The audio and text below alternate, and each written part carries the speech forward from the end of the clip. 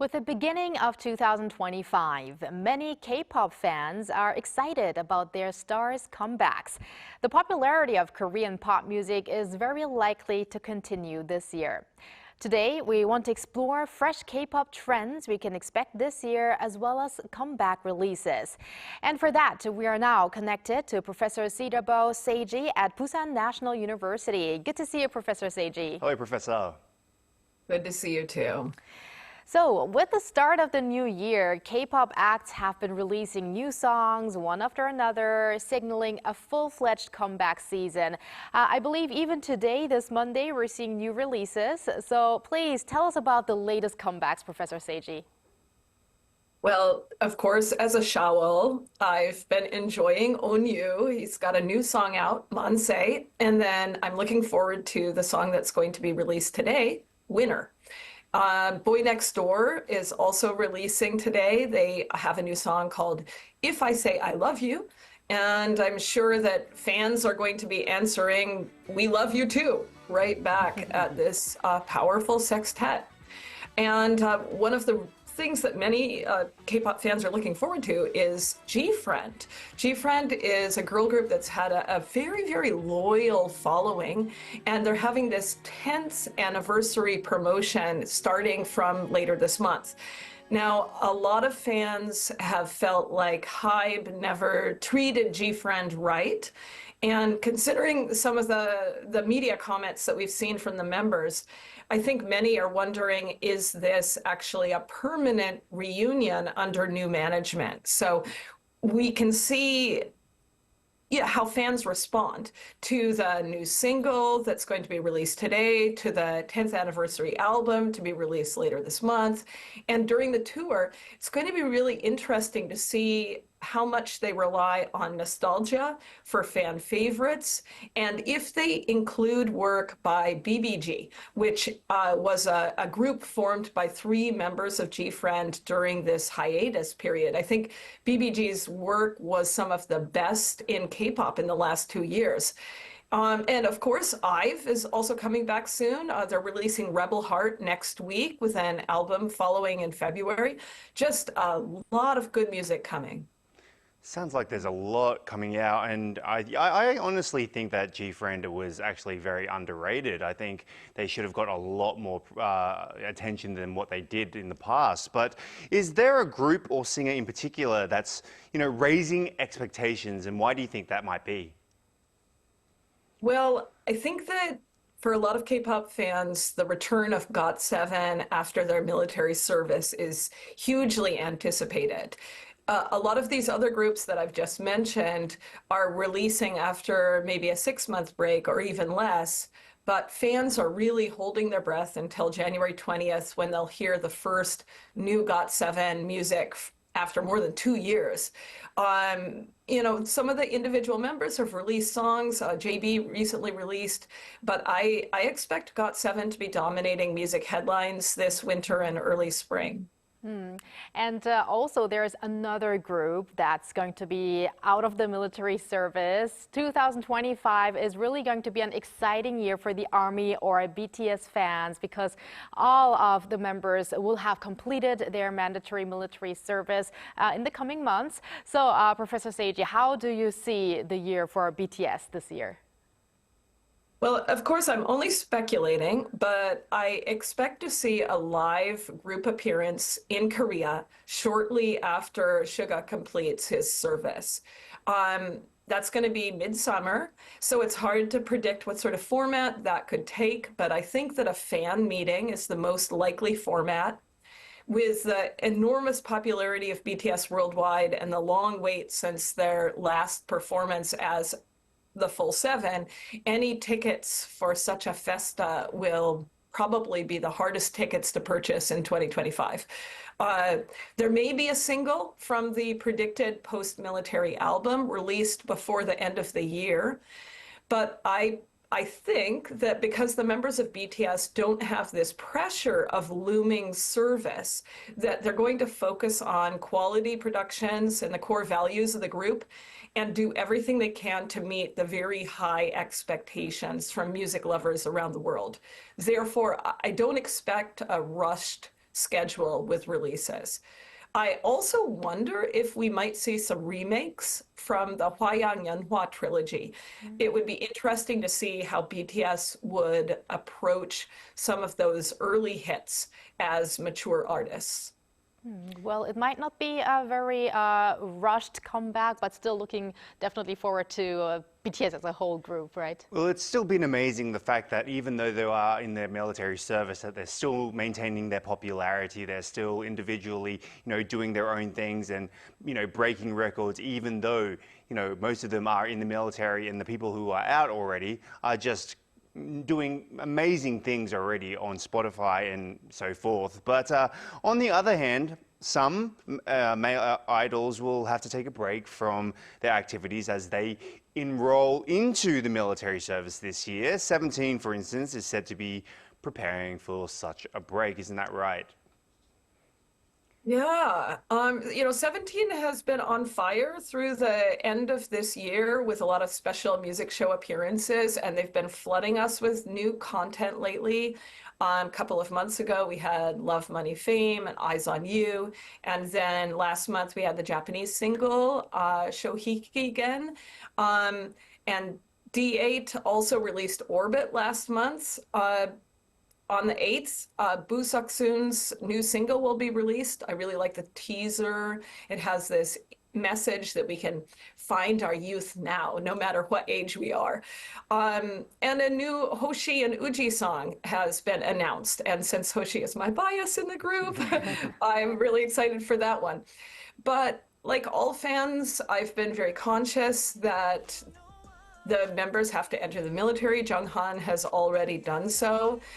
But as we've discussed before on this program, it's become easier for idols to get through this military service period than it was in the past. And as one of the most successful groups in the industry, I'm confident that 17 is strategically well prepared.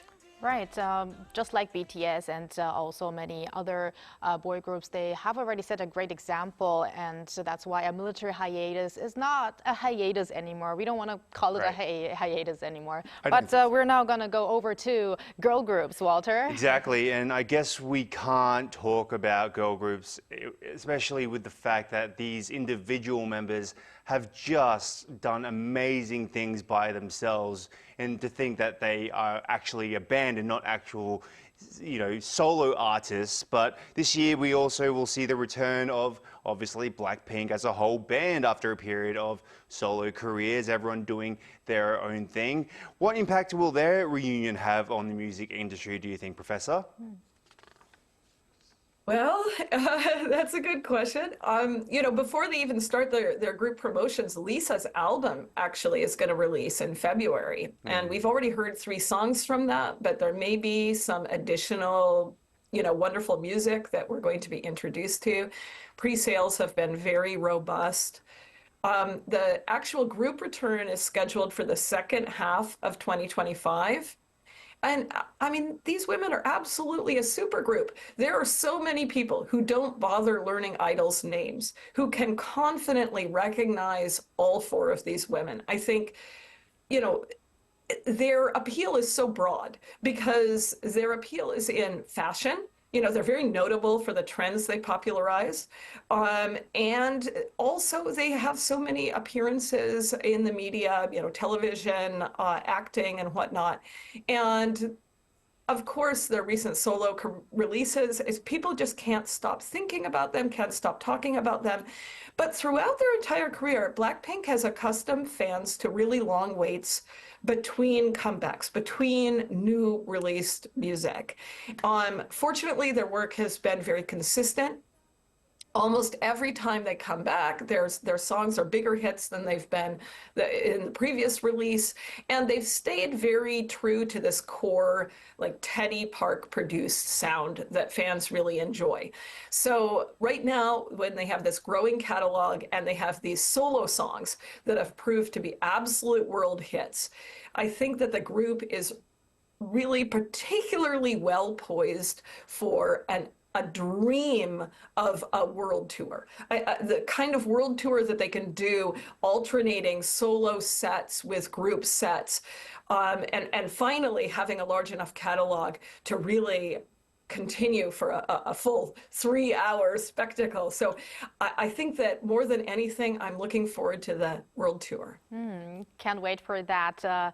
What's expected to be a spectacular world tour either. Now, we're now going to talk about some highly anticipated new faces that are going to appear on the K-pop scene, because all three big entertainment giants here in Korea, SM, JYP, and YG, are expected to launch new groups, right?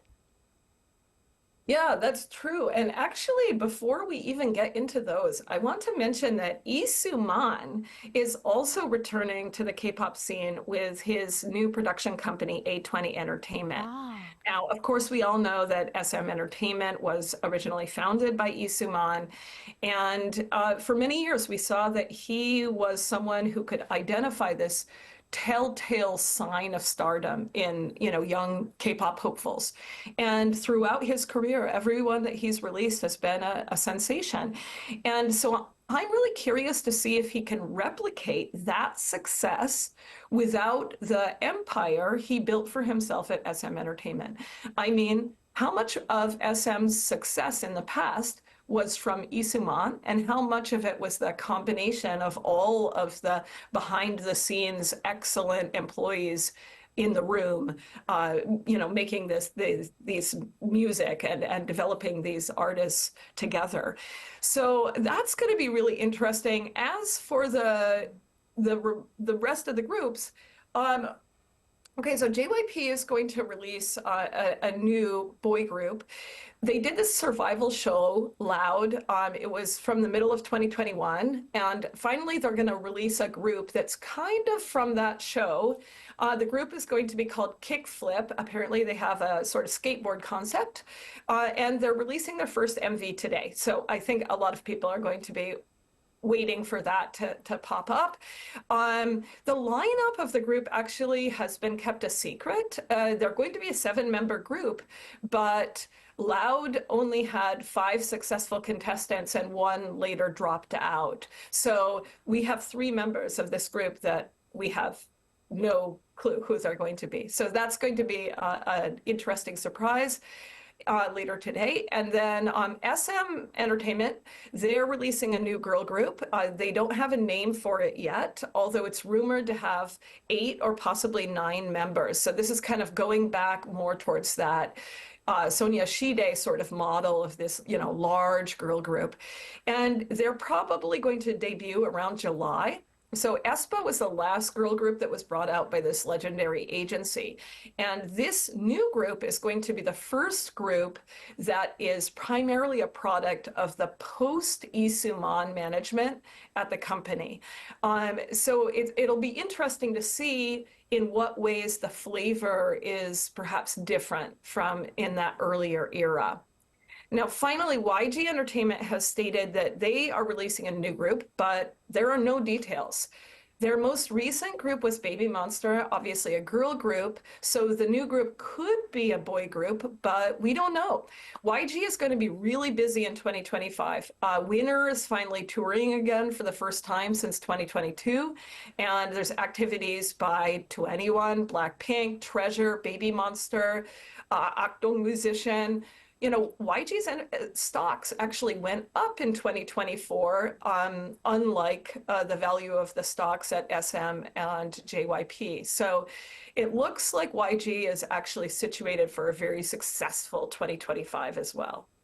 It's going to be a very busy year for the top entertainment agencies, along with hype also, of course, with BTS and so forth. But Professor Saeji, finally, just briefly, what issues in the K-pop industry are you looking forward to the most in 2025?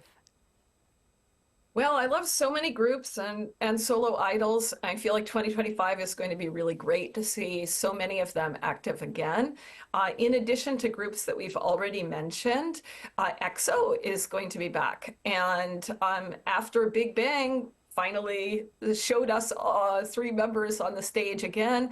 I'm really looking forward to see what will happen with Big Bang in the new year. Perhaps some, group music from there as well. Of course, Stray Kids, ATs are going really strong.